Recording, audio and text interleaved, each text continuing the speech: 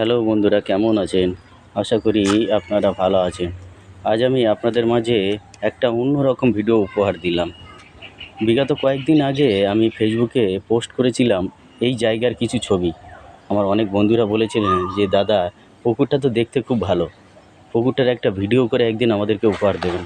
তাই আজকের সেই জায়গাটার ভিডিওটা আমি আপনাদেরকে উপহার দিচ্ছি। এই জায়গাটা হচ্ছে কেষ্টপুর প্রফুল্ল কানন।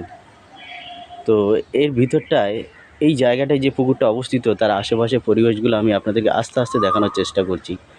প্রচণ্ডভাবে পাখির ডাকও শুনতে পাবেন এবং গাছপালাগুলো, তার সাথে সাথে খুব সুন্দর একটা নির্মল পরিবেশ। এখানে মাঝে মাঝে আমি মর্নিং ওয়াক করতে আসি। তো চলুন আমি একটু আপনাদেরকে দেখাই। এই যে দেখুন গেট আছে, মানে পুকুরের সাইড দিয়ে হাঁটার রাস্তা আছে। তো সেখানে একটা গেট আছে, গেট দিয়ে ঢুকলাম।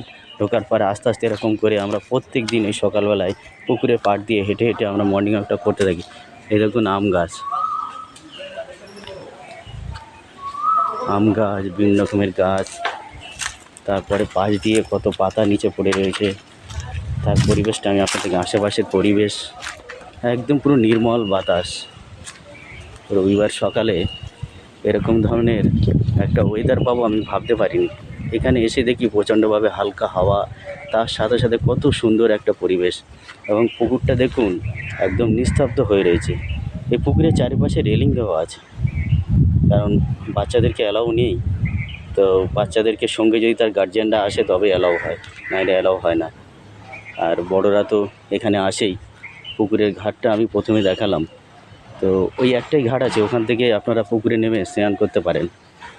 কিন্তু এই পুকুরে কেউ স্নান করে না, কারণ অনেক অনেক মানুষ আসে পুকুরে স্নান করতে, এখন ভুলে গেছে।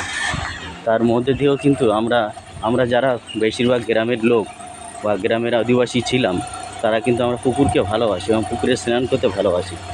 এবং তার আশেপাশের পরিবেশগুলো আমি আপনাদেরকে দেখাচ্ছি। দেখুন প্রচণ্ডভাবে গাছপালা রয়েছে। তো এই ব্যস্ততম দিনে, মানে আজকে ছুটির দিন, মানে তাও ব্যস্ত, সবাই বাড়িতে থাকে, বিভিন্ন রকম কাজের মধ্যে থাকে। এবং এই জায়গাটা কিন্তু অনেকেই আসে।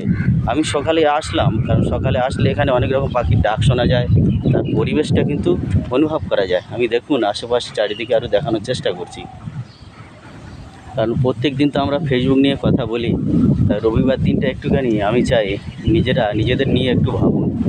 কারণ ফেসবুক তো সবসময় আমরা কাজ করি, কিন্তু ফেসবুকের মাঝেও কিন্তু আমাদের একটা মন আছে। সেই মনটাকে শান্ত করার জন্য কিন্তু মাঝে মাঝে এরকম সুন্দর পরিবেশে আপনাকে আসতে হবে এবং এই পরিবেশটাকে অনুভব করতে হবে। এই পরিবেশে যে সকল পাখিরা আছে, যে সকল